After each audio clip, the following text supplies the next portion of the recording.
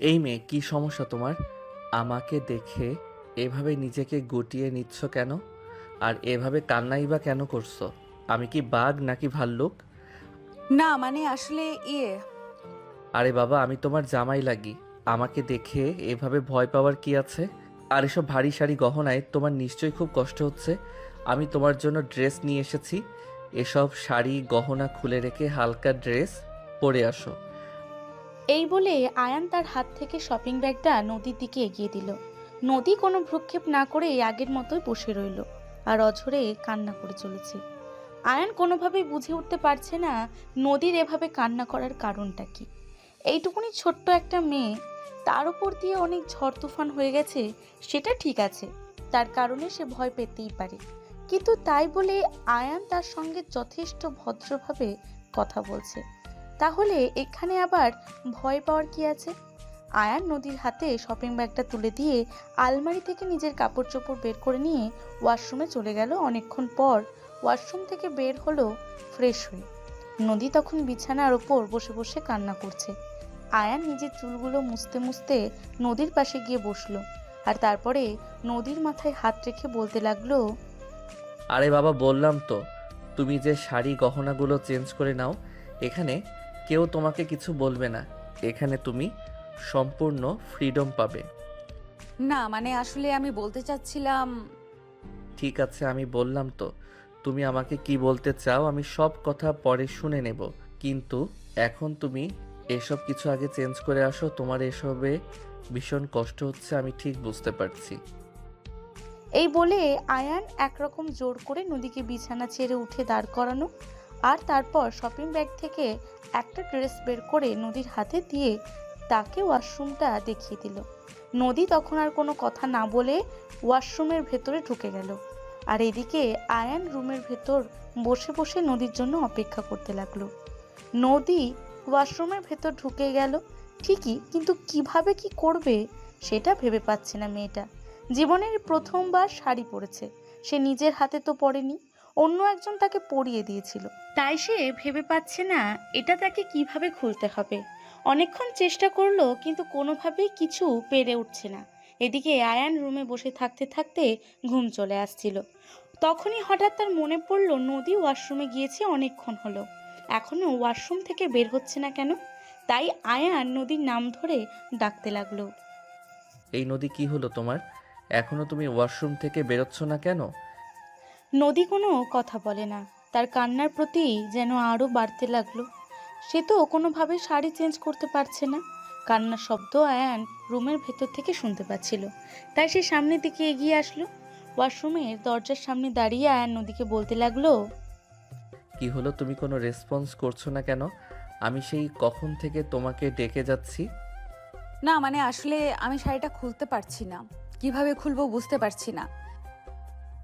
তুমি দরজাটা খোলো, আমি খুলে দিচ্ছি তোমাকে।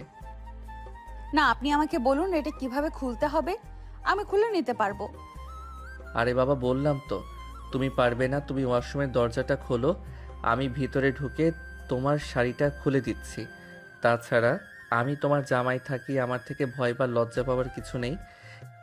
না আমি কোনো পুরুষ মানুষকে বিশ্বাস করি না, আপনি ওখান থেকেই বলুন কিভাবে আমাকে শাড়িটা খুলতে হবে, আমি নিজে নিজেই খুলে নিতে পারবো। এই মেয়ে, এখন কিন্তু একদম বেশি বাড়াবাড়ি হইতেছে। আমি বললাম না তুমি দরজাটা খোলো, আমি তোমার কোনো ক্ষতি করব না। আমার কাছে তুমি সম্পূর্ণ সেফ। একটু জোরে ধমক দিয়েই নদীকে এই কথাটা বলে আয়ান, আর নদী তখন বাধ্য হয়ে দরজাটা খুলে দিল। ওয়াশরুমের দরজাটা খুলে দিলে আয়ান ওয়াশরুমের ভেতর প্রবেশ করলো। হাই হ্যালো অসীমের ভেতর ঢুকেই দেখতে পেল এই যে শাড়িটা পরিয়েছে তার হাতেও তে অতটাও পরিপক্ক নয়। এই শাড়ি পরাতে বুঝি এতগুলো সেফটি পিন ইউজ করতে হয়, এটা আয়ান এই প্রথম। তাই তো এই পিচ্চি মেয়েটা এই শাড়িটা খুলতে পারছিল না। আয়ান আস্তে আস্তে নদীর শাড়ি থেকে সেফটি পিনগুলো খুলে দিল আর তারপর শাড়ি খুলতে লাগলো। যেই না শাড়ির কুচিগুলো টান দিয়ে খুলতে যাবে তখনই নদীর পেটে আয়ানের হাতে স্পর্শ লেগে গেল। আর আয়ানের হাতে স্পর্শ পাওয়া মাত্রই নদী একটু কুঁকিয়ে উঠল। আহ কি করছেন আপনি? অন্যদের কথাটা শুনে আয়ান বুঝতে পারলো তার হাতটা অন্যদের পেটের উপর লেগে যাওয়ার দিন এমনটা বলেছে। তাই সে কিছুটা ভ্যাবাচ্যাকা খেয়ে নিজেকে সামলে নিল আর বলতে লাগলো, আই এম সো সরি, আমি আসলে খেয়াল করিনি। এই জন্যই তো বলেছিলাম আপনি আমাকে বলে দিন, আমি খুলে নিতে পারবো। কারণ আপনাদের ছেলে মানুষদের এই একটাই চরিত্র, আপনারা ইচ্ছে করেই মেয়ে মানুষের সঙ্গে যা ইচ্ছে তাই আচরণ করবেন আর তারপর বলবেন আমি ইচ্ছে করে করিনি। এই মেয়ে একদম চুপ করো। তুমি সবার সঙ্গে আমাকে তুলনা করবে না, আমি অন্য সবার মতো নই, আমি আমার মতো। আর আমি তোমার জামাই লাগি, এই কথাটা বারবার ভুলে যাও কেন? হ্যাঁ, পুরুষ মানুষের তো এই এক কথা, যে কোনো অজুহাতেই হোক মেয়েদেরকে শরীরে স্পর্শ করতেই হবে, তাদের শুধু এক টুকরো মাংসপিণ্ড হলেই চলে। দেখো, এখন কিন্তু তুমি আমার ধৈর্য সীমা একদম অতিক্রম করে ফেলেছো। আমাকে রাগিও না, তাহলে কিন্তু এর পরিণাম খুব ভয়াবহ হবে, এটা তুমি মাথায় ঢুকিয়ে নাও। অনেক জোরে ধমক দিয়ে এই নদীকে এই কথাটা বলল আয়ান। আর নদী তখন আয়ানের ধমক শুনে আরো জোরে কান্না করতে শুরু করে দিল। আয়ান নিজের মাথায় হাত দিয়ে বসে পড়ল। এই মেয়েকে কোনো কথাই বলা যাবে না, কান্না ছাড়া আর কিছু তো দেখা যায় না, জানি না। তাই আয়ান নদীকে বলতে লাগলো, দোহাই তোমার এসব ন্যাকা কান্না বন্ধ করো আমার, আর এসব কিছু একদম ভালো লাগছে না, এবার একটু রেহাই দাও আমাকে। আমি আবার আপনাকে কি করলাম? আপনি শুধু শুধু আমাকে দোষ দিচ্ছেন কেন? প্লিজ আপনি আমাকে দোষ দিবেন না, আমি আর কোনো দোষারোপ নিতে চাই না। মাফ করো আমায়, আমি তোমাকে কোনো রকম দোষারোপ করছি না, শুধু তোমাকে এটাই বলছি যে শুধু কান্না করাটা বন্ধ করো। আমি তোমার কান্না আর নিতে পারছি না, আমার এসব কিছু ভালো লাগছে না, প্লিজ। তাহলে আপনিও আমাকে বলুন যে আমাকে আর ধমকাবেন না। আমাকে কেউ ধমকালে কিংবা মেজাজ দেখিয়ে কথা বলে আমি নিজেকে ঠিক রাখতে পারি না, আমার ভীষণ কান্না চলে আসে। আচ্ছা বাবা, ঠিক আছে, কোনো সমস্যা নেই, আমি এখন থেকে আর তোমাকে ধমক দিয়ে কথা বলবো না, আর তুমিও কিন্তু এরকম কান্না আর করবে না। এসব কান্না করলে কিন্তু আমি তোমাকে আবার বকা দিবই, বলে দিলাম। আচ্ছা ঠিক আছে, আমি আর কান্না করব না। এই বলে আয়ান নদীকে নিয়ে রুমে চলে আসেন। নদী বিছানার ওপর বসে আছে। তখনই আয়ান নদীর সামনে এসে দাঁড়িয়ে বলতে লাগলো, না মানে আসলে আমি তো আজ সারাদিনই কিছু খাইনি, সকাল থেকে আমাকে কিছু খেতে দেয়নি। কথাটা শুনে ভীষণ রকম চমকে গেল আয়ান। একটা মানুষ সারাদিন ধরে না খেয়ে আছে আর মুখের টু শব্দটুকু পর্যন্ত করছে না। আয়ান ভীষণ রকম অবাক হয়ে নদীকে বলতে থাকে, এই তুমি মানুষ নাকি অন্য কিছু? সেই সকাল থেকে কিছু না খেয়ে আছো কেন? তোমার বাড়ির মানুষ তোমাকে খেতে দেয়নি? না মানে আসলে ওই বাড়িতে তো আমি সারাদিনে শুধুমাত্র একবেলা খাবার পেতাম, আর সেটাও রাতে। হোয়াট? এসব কি বলছো তুমি? ওরা মানুষ নাকি অন্য কিছু, যে একটা মানুষকে সারাদিনে মাত্র একবেলা খাবার দেয়, আর একবেলা খাবার খেয়ে তুমি বেঁচে থাকো কি করে? এই যে আমাকে যেভাবে দেখতে পাচ্ছেন ঠিক সেভাবেই। এতক্ষণেও ভালোভাবে নদীর দিকে তাকায়নি। নদীর কথাটা শুনে আয়ান নদীর দিকে ফিরে তাকালো। একদম মেয়েটার শুকনো কাঠির মতন মুখ, চেহারায় মায়াময়, চোখ দুটো যেন একদম গর্তের ভেতর ঢুকে গেছে। মানুষ এতটা নিষ্ঠুর কি করে হতে পারে? একটা মেয়ের সঙ্গে এতটা অমানবিক আচরণ কি করে করতে পারে? আয়ান তখন নদীকে তার দুটো হাত ধরে বিছানায় বসিয়ে দিয়ে বলতে লাগলো, তুমি এখানে বসো, আমি দেখি কিচেনে কিছু পাওয়া যায় কিনা। এই বলে আয়ান রুম থেকে বের হয়ে গেল। রাত তখন 12টার কাছাকাছি বাজে, কিন্তু দুর্ভাগ্যবশত কিচেনে কোনো খাবার ছিল না। তাই আয়ান আর কোনো কিছু চিন্তা না করে বাসার গেট বাইরের দিকে থেকে লক করে দিয়ে বাসা থেকে বের হয়ে গেল। নিজের বাইকটা নিয়ে অনেক খোঁজাখুঁজির পর একটা দোকান খোলা পেল। সেখান থেকে এক প্যাকেট বিরিয়ানি নিয়ে তাড়াহুড়ো করে বাসায় চলে আসে। বাসায় এসেই তাড়াহুড়ো করে খাবারটা একটা প্লেটে ঢেলে নিল। এক গ্লাস পানি সমেত সেই নদীর সামনে এসে দাঁড়ালো। আর তারপরে নদীর হাতে খাবারটা তুলে দিয়ে বলতে লাগলো, আই অ্যাম সো সরি, আসলে বাসায় কোনো খাবার ছিল না, বাইরে থেকে তোমার জন্য খাবার আনতে গিয়েছিলাম, তাই একটু লেট হয়ে গেল।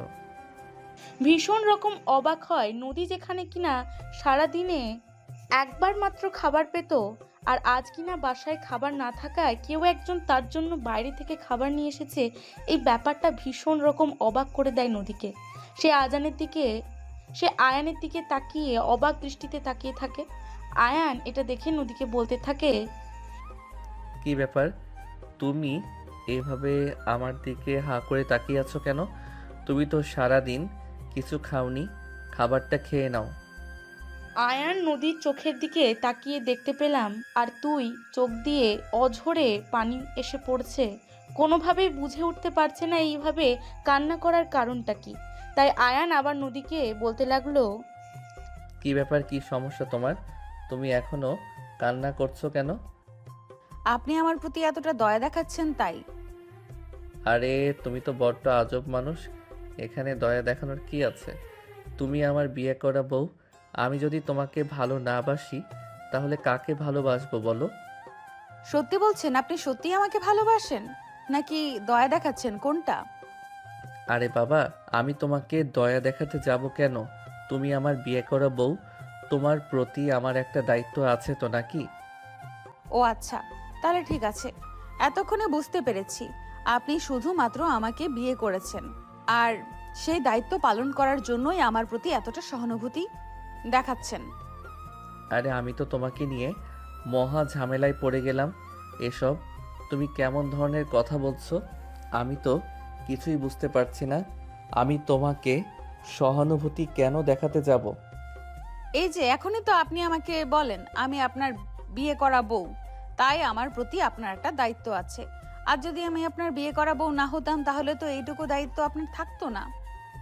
আমার মনে হয় তোমাকে বোঝানো আমার পক্ষে অসম্ভব। আমি তোমাকে কোনোদিনই কোনো কিছু বুঝিয়ে উঠতে পারবো না, আর এমনটাই প্রকাশ পাচ্ছে তোমার ব্যবহারে। এটা বলতেই নদী আবারও কান্না শুরু করে দিল। আয়ান পড়ে গেল মহা বিপদে। সে কোনোভাবেই বুঝে উঠতে পারছে না এই মেয়েটাকে কিভাবে সামলাবে, এই মেয়েটাকে সঠিক কথাটা বোঝানো যাবে। সে এক প্রকার ধৈর্যহারা হয়ে যাচ্ছিল। তখনই মনে মনে ভাবতে লাগলো নদী তার বিয়ে করা বউ, এই মুহূর্তে তাকে কন্ট্রোল করা তার দায়িত্ব। মেয়েটা বয়সে অনেকটাই ছোট আর অনেক কিছু সাফার করে, তবে এখানে এসেছে তাই এই মেয়েটাকে একটু ভালোবাসা দিয়ে আগলে রাখা উচিত। তাই তো নদীর পাশে বসে আয়ান বলতে লাগলো, দেখো, তুমি আমাকে ভুল ভাবছো। তুমি যেরকম ভাবতেছো সেরকম কিছুই নয়। তুমি আগে আমার কথাটা ভালোভাবে বোঝার চেষ্টা করো, আর তারপর সিদ্ধান্ত নাও। আমি কি ভাববো আর কি সিদ্ধান্ত নিব, আমি তো সেটাই ভেবে পাচ্ছি না। আপনি আমাকে যেটা বলতে চাইছেন আমি তো সেটাই বুঝতেছি। আচ্ছা সোনা, এসব কথা বাদ দাও। তোমার তো প্রচণ্ড ক্ষুধা পেয়েছে। তুমি তো সারাদিন কোনো খাবারই খাওনি। এখন আগে খাবারটা খেয়ে নাও, তারপর আমরা বসে কথা বলি। এই বলে আয়ান আবারও খাবারের থালাটা নদীর দিকে এগিয়ে দিল। নদী খাবারের থালাটা হাতে নিয়ে চোখ একদম কপালে উঠে গেল। এত ভালো খাবার নদী আগে কখনো খায়নি। কারণ চাচার বাড়িতে থাকতে বাসি ভাত তরকারি তাকে খেতে হতো, নয়তো বা পচা কোনো খাবার যেটা তারা খেত না। খাবারটা দেখে নদীর দুই চোখ দিয়ে আবারও অঝরে পানি পড়তে লাগলো। আয়ান তখনই তাকে বলতে লাগলো, আবার কি হলো তোমার? আবার কেন কান্না করছো বললাম তো। দোহাই তোমার, এবার কান্নাকাটি বন্ধ করো আর খাবারটা খেয়ে নাও। না মানে আসলে এত ভালো খাবার আমাকে কেউ কোনোদিন দেয়নি। আব্বু আম্মু মারা যাওয়ার পর থেকে তো বাসি পচা খাবার খেয়ে বেঁচে আছি, তাই খাবার তাদেরকে আর চোখের জল সামলে রাখতে পারলাম না। হ্যাঁ, আমি সেটা বুঝতে পেরেছি। তোমার কাকা কাকির আচরণে সেটা বোঝা যায় তারা তোমাকে কতটা অবহেলা অনাদর করেছে। যাই হোক, এসব কিছু নিয়ে আর মন খারাপ করো না। এখন থেকে প্রতিদিন আমি তোমাকে তোমার পছন্দের খাবারগুলো কিনে এনে দেব, আর তুমি শুধু বাসায় বসে বসে খাবে। খবরদার, এখন থেকে আর মন খারাপ করবে না, আর কোনো কিছু নিয়ে চিন্তাও করবে না। আচ্ছা ঠিক আছে, আমি এসব কিছু নিয়ে আর চিন্তা করব না। কিন্তু একটা কথা, আপনি যে এখন আমাকে আদর ভালোবাসা দেখাচ্ছেন সেটা আবার কমে যাবে না তো? আরে পাগলি মেয়ে, তুমি বারে বারে এসব কী ধরনের কথা বলো আমি সেটাই বুঝতে পারি না। তুমি আমার বিয়ে করা বউ, তোমার প্রতি আমার ভালোবাসা সারা জীবন থেকে যাবে। তোমার প্রতি আমার ভালোবাসা কমতে যাবে কোন দুঃখে বলো শুনি? না আসলে অনেকেই তো আছে প্রয়োজনে ভালোবাসি আর প্রয়োজন শেষ হলেই দূরে ছুঁড়ে ফেলে দেয়, তাই বলছিলাম আর কি। দোহাই তোমার, এবার তুমি খাওয়াটা শুরু করো, তা না হলে পেটে আরো প্রচণ্ড বেশি ব্যথা করবে। খাওয়া শেষ করো, তারপর তোমার সঙ্গে আমি সারা রাত গল্প করব। আচ্ছা ঠিক আছে, আমি খেয়ে নিচ্ছি। এই বলে নদী খাবারের প্লেটটা নিজের হাতে তুলে নিল আর খাবারটা খেতে লাগলো। খুব বেশি সময় লাগলো না খাবারটা শেষ করতে, কারণ তার পেটে প্রচণ্ড ক্ষুধা ছিল। তাই তাড়াতাড়ি খাবারটা খেয়ে নিতে পারলে খাওয়া শেষ হতেই নদী হাত ধুয়ে আয়নকে বলতে লাগলো, আমার ভীষণ ক্লান্ত লাগছে, ভীষণ ঘুম পাচ্ছে, আমি কি একটু ঘুমাতে পারি? হ্যাঁ অবশ্যই, কেন নয়। বিছানা গোছানো আছে, তুমি ঘুমিয়ে পড়ো। আমি তো বিছানায় ঘুমাই না, আমি তো ফ্লোরে ঘুমাই। আমাকে একটা চাদর আর একটা বালিশ দিন, তাহলেই হয়ে যাবে। আরে মাথা খারাপ নাকি তোমার? এখন শীতকাল, ফ্লোরে ঘুমালে প্রচণ্ড ঠান্ডা লাগবে। একদম ফ্লোরে ঘুমাতে হবে না, তুমি বিছানায় ঘুমাও। তাছাড়া বিছানাটা যথেষ্ট বড় আছে, চাইলে আমরা দুজন একই বিছানায় ঘুমাতে পারি। এই কথাটা শুনে ভীষণ রকম আঁতকে উঠল নদী। আর তখনই সে বলতে লাগলো, না না না, একদমই নই। আমি আপনার সঙ্গে কোনোভাবেই একই বিছানায় ঘুমাবো না। আপনি বিছানায় ঘুমান, আমি ফ্লোরে ঘুমিয়ে যেতে পারবো, আমার কোনো প্রবলেম হবে না। তা না হলে আমাকে রান্নাঘরটা দেখিয়ে দিন, আমি সেখানে গিয়ে ঘুমিয়ে পড়তে পারবো। আমি এতক্ষণে বুঝতে পেরেছি তোমার সত্যি মাথায় সমস্যা আছে। আমার এত বড় বিছানা রেখে, এত বড় একটা রুম রেখে তোমাকে কিচেনে গিয়ে কেন ঘুমাতে হবে বলো শুনি? তুমি বিছানায় ঘুমিয়ে পড়ো, আমি সোফায় ঘুমাচ্ছি। না মানে আসলে আমি সত্যি কোনো পরপুরুষের ভরসা করতে পারি না, তাই আমি আপনার সঙ্গে এই রুমে ঘুমাবো না। আমাকে রান্নাঘরটা দেখিয়ে দিন, আমি ওখানে গিয়ে ঘুমিয়ে পড়বো। নদীর এমন কথা শুনে প্রচণ্ড রকম মেজাজ খারাপ হয়ে যায় আয়ানের। তাই সে নদীকে ধমক দিয়ে বলতে থাকে, এই দেখো, ধৈর্যের একটা লিমিট আছে। তুমি কিন্তু আমার ধৈর্যের সমস্ত রকম লিমিট ক্রস করে ফেলছো। একদম বেশি বাল পাকনামি করবে না। এসব বাল পাকনামি মার্কা কাজ আমার একদম ভালো লাগে না। আমি তোমাকে যেটা বলেছি তুমি সেটাই করো। বিছানায় শুয়ে ঘুমিয়ে পড়ো, আমি সোফায় ঘুমাচ্ছি। আমি তোমার কাছে যাব না, আই প্রমিস। সত্যি তো? হ্যাঁ রে বাবা, সত্যি সত্যি, তিন সত্যি। আমি তোমার ধারে কাছেও যাব না, তুমি নিশ্চিন্তে বিছানায় ঘুমাতে পারো। এই বলে আয়ান নিজেই নদীকে বিছানায় শুইয়ে দিল। আর তারপর কম্বলটা নদীর ওপর জড়িয়ে দিয়ে সে আলমারি থেকে আরেকটা কম্বল বের করে একটা বালিশ নিয়ে সোফায় গিয়ে শুয়ে পড়ল। আয়ান রুমের লাইটটা অফ করে দিতে চাইছিল, তখনই হঠাৎ করেই নদী আবারও চিৎকার দিয়ে বলতে থাকে, এই না না, একদম রুমের লাইট অফ করবেন না, আমি অন্ধকারে ভীষণ ভয় পাই। কিন্তু আমার তো চোখে আলো লাগে, আমি ঘুমাতে পারি না। তাহলে এখন কি করা যায় বলো তো? আপনি কি করবেন না করবেন সেটা আমি একদম জানি না, তবে আমি যেটা বলেছি সেটাই হবে। আপনি রুমের লাইট অফ করবেন না, অন্ধকারে আমি ভীষণ ভয় পাই। আচ্ছা বাবা, ঠিক আছে, কোনো সমস্যা নেই। এসব নিয়ে তোমাকে একদম চিন্তা করতে হবে না। আমি রুমের লাইট অফ করব না, রুম লাইট অন রেখে ঘুমাচ্ছি। কম্বল দিয়ে মুখ ঢেকে ঘুমানোর অভ্যাস আমার আছে, তাই কোনো প্রবলেম হবে না। হ্যাঁ, আপনি একদম এটাই করুন, কম্বল দিয়ে নাক মুখ ঢেকে ঘুমিয়ে পড়ুন, তবে লাইট অফ করবেন না ভুল করে। যদি আমি ঘুম ভেঙে দেখি আপনি রুমে লাইট অফ করেছেন, তাহলে কিন্তু আপনার খবর আছে, এই বলে দিলাম। আচ্ছা বাবা, ঠিক আছে, আমি করব না। রুমের লাইট অফ, এখন তুমি নিশ্চিন্তে ঘুমাতে পারো। এই বলে আয়ান নিজেই কম্বল দিয়ে নিজের নাক মুখ ঢেকে ঘুমিয়ে পড়ল। এদিকে নদী বিছানায় এলিয়ে দেওয়ার সঙ্গে সঙ্গেই চোখে ঘুমের রাজা রাজত্ব করতে চলে আসলো। সকাল 6টা বাজতে না বাজতেই নদীর চোখের ঘুম চলে গেল। নদী ঘুম থেকে উঠে পড়ল, দেখতে পেল আয়ান তখন সুপার উঠে মুঠি দিয়ে ঘুমিয়ে আছেন। তাই নদী তাড়াতাড়ি ত্যাগ করে বিছানা ছেড়ে নেমে আগে বিছানাটা গুছিয়ে নিল। আর তারপর রুমটা সুন্দর করে ঝাড়ু দিয়ে পরিষ্কার করে নিল। আর তারপরে ফ্রেশ হয়ে কিচেনে চলে গেল সবার জন্য নাস্তা বানানোর জন্য। ঠিক ওই মুহূর্তে আয়ানের আম্মু রান্নাঘরে আসেন। তিনি ওই দিক দিয়ে যাচ্ছিলেন। ফজরের নামাজ শেষ করার পর সকালবেলা হাঁটাহাঁটির অভ্যেস আছে ওনার। কিচেনে কিছু একটা শব্দ শুনতে পেয়ে তিনি পেছনে চলে আসেন।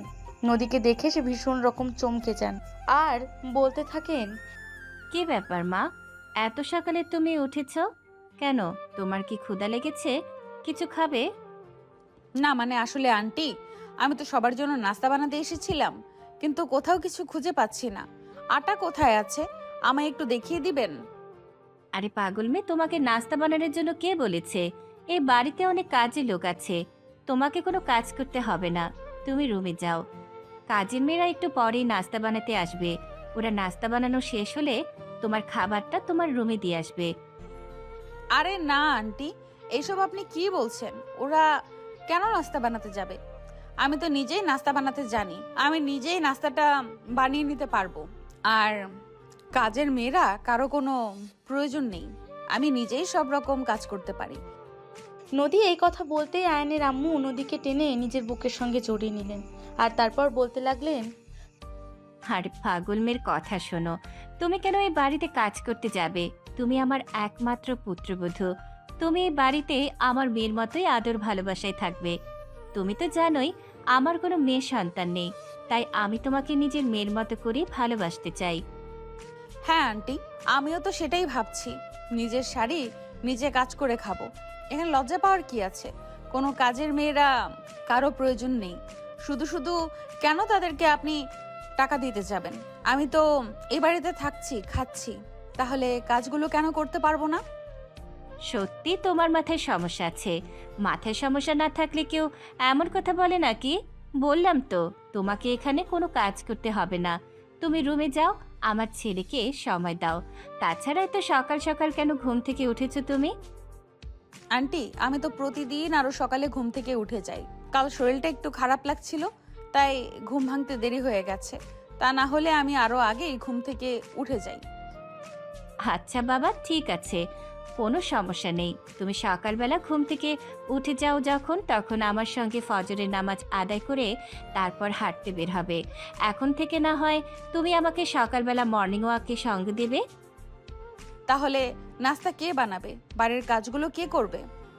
তখনই আয়নের আম্মু একটা মুচকি হাসি দিয়ে নদীর কপালে আলতো করে একটা চুমু এঁকে দিয়ে বলতে থাকেন, আরে পাগলি মেয়ে, এসব কিছু নিয়ে তোমাকে একদম চিন্তা করতে হবে না। আমি তো বললাম আমাদের বাড়িতে অনেকগুলো কাজের লোক আছে, তারা সমস্ত কাজ করে নিতে পারবে। তুমি এই বাড়িতে শুধু থাকবে, খাবে, ঘুমাবে, আর আমার ছেলেটাকে একটু সময় দেবে, তাহলেই হবে। আর কিছু চাই না তোমার কাছে। কিন্তু আমি তো বসে বসে খেতে পারবো না। বসে খেতে আমার একদমই ভালো লাগে না। আমি কাজ করি অভ্যস্ত, আমাকে কাজ করেই খেতে দিন প্লিজ। ও যে বললাম তুমি সারাদিন খাবে, দাবে, ঘুমাবে, আর আমার ছেলেকে সময় দিবে, এটুকুই তোমার কাছে ছাড়া অন্য কোনো কাজ নেই তোমার এই বাড়িতে। বুঝতে পেরেছো এখন? চলো তো আমার সঙ্গে দুজনে আগে ঘন্টাখানেক হেঁটে আসি। এই বলে নদী আয়নের আম্মুর সঙ্গে বাইরে যেতে না চাইলেও একরকম জোর করে নদীকে টেনে নিয়ে বাড়ি থেকে বের হয়ে গেলেন। তাদের বাসার সামনেই অনেক সুন্দর একটা পার্ক রয়েছে। আয়নের আম্মু নদীকে সেই পার্কের ভেতর প্রবেশ করালেন। নদী অনেকদিন পর পার্কে এসেছে। চারিদিকের পরিবেশটা ভীষণ সুন্দর, সবুজে ঘেরা, ফুলের গাছগুলো সারিবদ্ধভাবে সাজানো। এখানে আরও অনেকেই এসেছে হাঁটাহাঁটি করার জন্য। সবাই নিজেদের মতো হাঁটাহাঁটি করছে, দৌড়াচ্ছে, বাচ্চারা খেলাধুলো করছে। বিষয়টা ভীষণ রকম উপভোগ করছিল নদী। আর এদিকে আয়নের আম্মু তার হাত ধরে হাঁটাহাঁটি করছিল, কারণ তিনি খুব ভালো করে জানেন এমন জনবহুল জায়গায় নদীকে ছেড়ে দিলে তারপর খুঁজে পেতে ওনাকে বেগ পেতে হবে। তাই যথেষ্ট সতর্কতা অবলম্বন করাটাই ভালো। নদী এখানে কোনো কিছুই চেনে না। হুট করে যদি হারিয়ে যায় তাহলে আর তাকে খুঁজে পাওয়াটাই দুষ্কর হয়ে যাবে। প্রায় ঘন্টাখানেক হাঁটাহাঁটি করার পর আয়নের আম্মু নদীকে বলতে লাগলো, চলো এবার বাসায় যাওয়া যাক। এতক্ষণে মনে হয় না রেডি করা হয়ে গেছে। আমরা বাসায় গিয়ে ফ্রেশ হয়ে তারপর সবাই একসঙ্গে নাস্তা করব। এই বলে আয়নের আম্মু নদীকে নিয়ে বাসায় ফিরে এলেন। ততক্ষণে নাস্তার টেবিলে রাস্তা রেডি। আয়নের আম্মু ড্রয়িং রুমে এসে নদীকে বলতে লাগলেন, যাও তাড়াতাড়ি করে রুমে চলে যাও, দেখো আয়ান ঘুম থেকে উঠেছে কিনা। ঘুম থেকে না উঠলে তাকে ডেকে তুলে দাও, আর নিজেও ফ্রেশ হয়ে তারপর দুজনে একসঙ্গে খাবার টেবিলে চলে আসো। আমি তোমাদের জন্য খাবার টেবিলে অপেক্ষা করছি। তখন নদী আর কোনো কথা না বলেই রুমের ভেতর চলে গেল। আয়ান ততক্ষণে ঘুম থেকে উঠে গেছে, এসে ওয়াশরুমে ফ্রেশ হচ্ছে। নদী রুমে এসে বসে রইল। আয়ান ওয়াশরুম থেকে বের হয়ে এই নদীকে বলতে লাগলো, কি ব্যাপার, সকাল সকাল ঘুম থেকে বের হয়ে চলে গেলে আমাকে একটাবার বলে যাওয়ার প্রয়োজনটুকু মনে করলে না? না মানে আসলে আমি তো কিচেনে গিয়েছিলাম সবার জন্য সকালের নাস্তা বানাতে, কিন্তু আন্টি আমাকে কোনো কাজই করতে দিল না। আমাকে হাঁটতে নিয়ে চলে গেল, আর একটু আগেই ফিরলাম মাত্র। কি বললে তুমি? তোমার সাহস দেখে আমি অবাক না হয়ে পারছি না। আমার বাড়িতে এতগুলো কাজের লোক থাকতে তারপরও তোমাকে কেন কাজ করতে হবে? এই এত বড় সাহস তোমাকে কে দিয়েছে বলো শুনি? একটু জোরেই ধমক দিয়ে নদীকে এই কথাটা বলে আয়ান, আর তখনই নদী আবারও কান্না করতে শুরু করে দেয়। আসলে কেউ তাকে ধমক দিয়ে কথা বললে বা তার সঙ্গে খারাপ আচরণ করলে এটা সে খুব সহজে মেনে নিতে পারে না, তাই সেইভাবে একটু কিছু হতে না হতেই কান্না শুরু করে দেয়। আর তখন আয়ান একটা দীর্ঘশ্বাস ছেড়ে দিয়ে নদীকে বলতে থাকে, আরে বাবা, কি হলো তোমার? সমস্যা কি? এভাবে পারে কান্না করো কেন? এভাবে কান্না করতে কি তোমার ভালো লাগে নাকি? আমার তো কান্না করতেই ভালো লাগে, আর আপনি আমাকে কাঁদাতে ভালোবাসেন, তাই না? ও মা, আমি আবার কি করলাম? এই যে সব সময় আমাকে ধমক দিয়ে কথা বলেন, আমার বুঝি কষ্ট লাগে না? বলতেই আয়ান অনেকটাই লজ্জায় পড়ে গেল। সে হাঁটু গেড়ে বসে নদীর সামনে কান ধরে, তারপর নদীকে বলতে লাগলো, I am so sorry my dear বউ পাখি, আর কখনোই এরকম কিছু করব না। তুমি আমাকে এইবারের মতো ক্ষমা করে দাও। আজকের পর থেকে আর কখনো তোমার সামনে উঁচু গলায় কথা পর্যন্ত বলবো না। এবার তো তুমি হ্যাপি? আরে না না, এভাবে বলার কি আছে? আপনি আমার সাথে বয়সে বড়, তাই আপনি আমাকে ধমক দিয়ে কথা বলতেই পারেন। এখানে সরি বলার কি আছে? আর আমি ধমক শুনতে শুনতেই অভ্যস্ত হয়ে গেছি। একদম চুপ করো তুমি। আর এভাবে বলবে না। আমি তোমার জামাই, আগে আমাকে এভাবে বলতে তোমার বুঝি একটু খারাপ লাগে না? আমার কথায় আপনি কষ্ট পেয়ে থাকলে আমি আন্তরিকভাবে দুঃখিত। আমাকে ক্ষমা করে দেন। আমি কাউকে কখনোই কষ্ট দিয়ে কথা বলতে চাই না। ও আচ্ছা, তাই বুঝি। অন্য কাউকে কষ্ট দিয়ে কথা বলতে চাও না, সেটা ঠিক আছে, কিন্তু নিজের জামাইকে কেন এত কষ্ট দিয়ে কথা বলতে চাও? বলেই একটা শয়তানি মার্কা হাসি দিল আয়ান। আর তখনই নদী বলতে লাগলো, আমি আবার কখন আপনাকে কষ্ট দিয়ে কথা বললাম? এইটুকু কথা বলাতে যদি আপনি কষ্ট পেয়ে থাকেন, তাহলে তো আমি আপনার কাছে ক্ষমা চাইছি। আমাকে কি একেবারের জন্য ক্ষমা করে দেওয়া যায় না? না, যায় না, কারণ তুমি আমার বিয়ে করা বউ। তুমি কখনো কোনো অপরাধ করতেই পারো না। আর যেখানে অপরাধী নেই সেখানে ক্ষমা চাওয়া বা ক্ষমা করার তো কোনো প্রশ্নই নেই। বলে সে নদীর হাত দুটো ধরে নদীর দুই হাতে আলতো করে একটা চুমু খায়।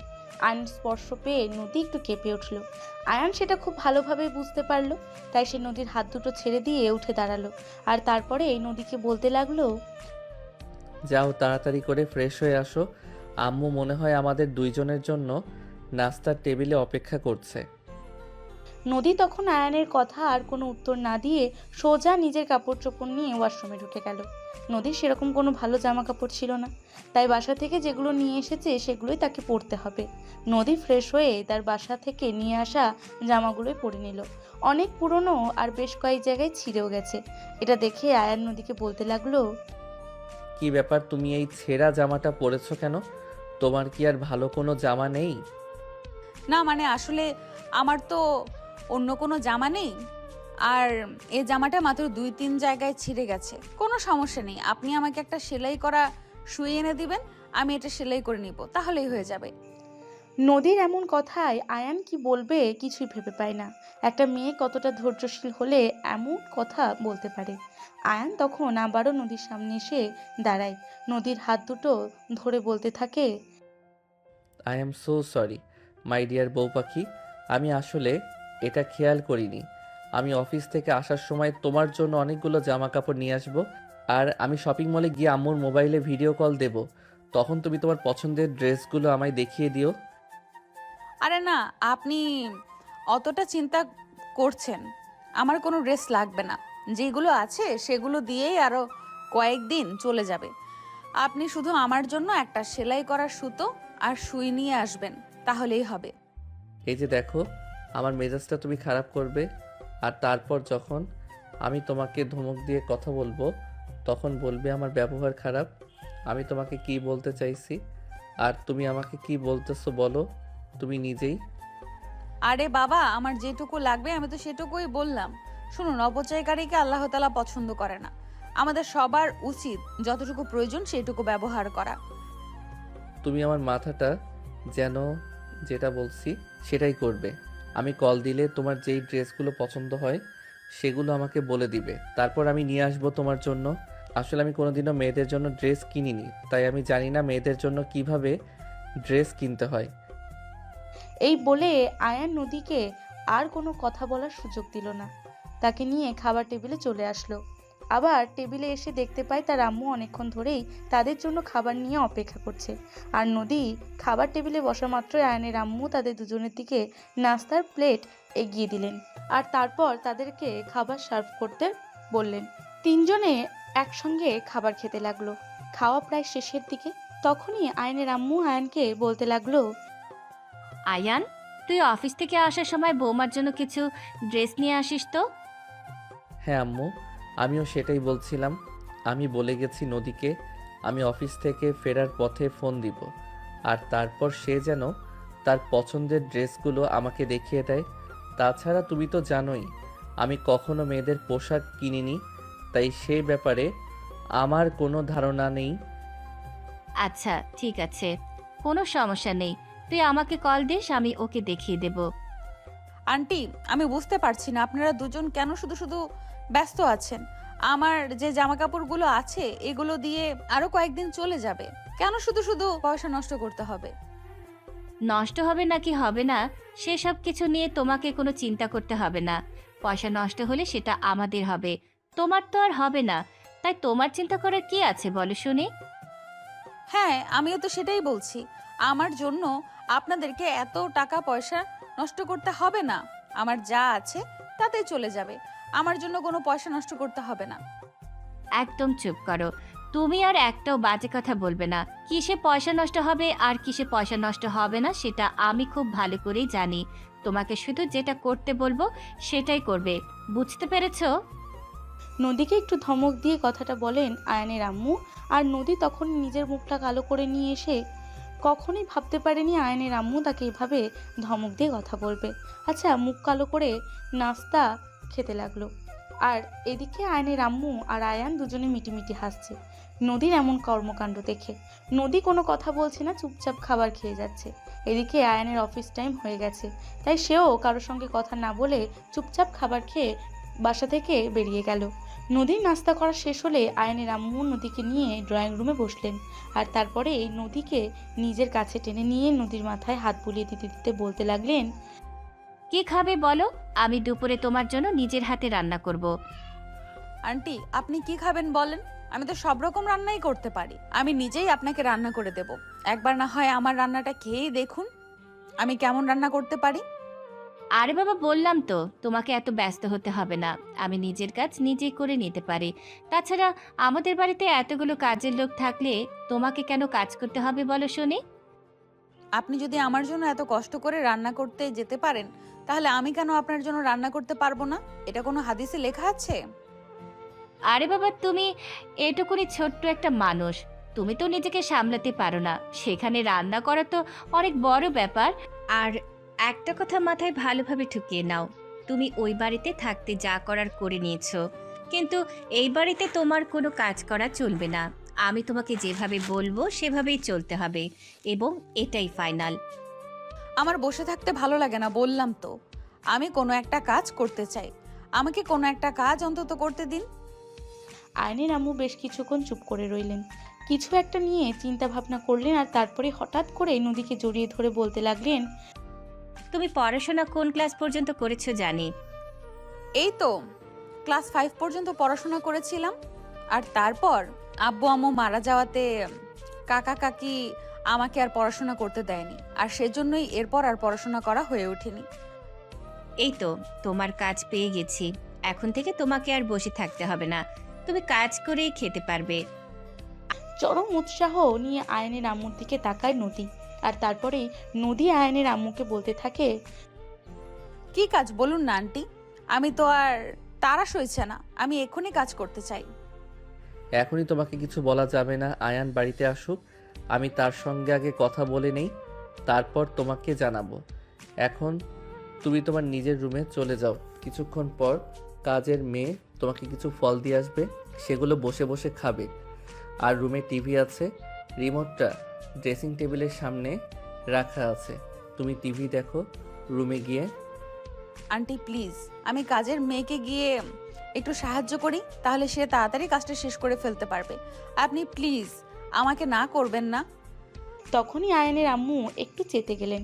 তিনি নদীকে আবারও ধমক দিয়ে বলতে লাগলেন, আসলে দেখছি তোমার লজ্জা শরম বলতে কোনো কিছুই নেই। তোমাকে আমি যত যাই কথা বলি না কেন, কোনো কথাই তোমার গায়ে লাগবে না। তুমি এটাই তো ভেবে নিয়েছো, তাই না? আমি আবার কি এমন করলাম? তাহলে যে তোমাকে বললাম রুমে গিয়ে বিশ্রাম নেওয়ার জন্য, তুমি সেটা না করে আমার কথার উপরে গিয়ে কাজ করতে চাইছো কেন? যাও, চুপচাপ রুমে চলে যাও আর সেখানে গিয়ে বিশ্রাম নাও। নদী তখন আয়ানের আম্মুর মুখের উপর আর কোনো কথা বলার সাহস পেল না। সে বাধ্য হয়ে রুমে চলে গেল। কোনো কিছুই তার ভালো লাগছে না। ব্যালকনিতে এসে দাঁড়িয়ে আছে, দূরের আকাশ দেখছে। আকাশটা আজ ভীষণ পরিষ্কার, শরতের নীল আকাশ। একটু দূরে দূরে সাদা সাদা মেঘের আনাগোনা দেখা যাচ্ছে। ভীষণ সুন্দর লাগছে। আকাশটা আজ দেখতে যেন স্বপ্নে সেই রঙিন ক্যানভাসের মতো। নদী অনেক কম সেখানে দাঁড়িয়ে রইল। বেশ কিছুক্ষণ পরে হঠাৎ করে কেউ একজন রুমের দরজায় নক করলো।